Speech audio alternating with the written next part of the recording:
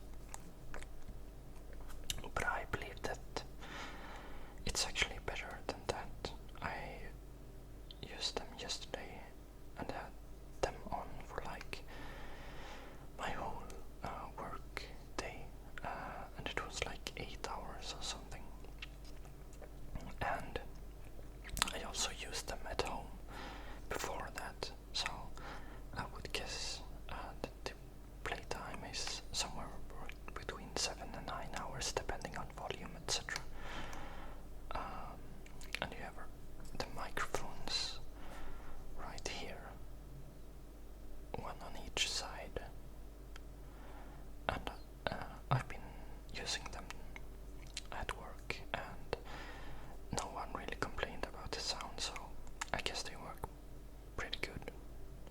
At least no one told me otherwise. So, and on here you have, let's see, it's really hard to see, but you have two buttons right here, which is the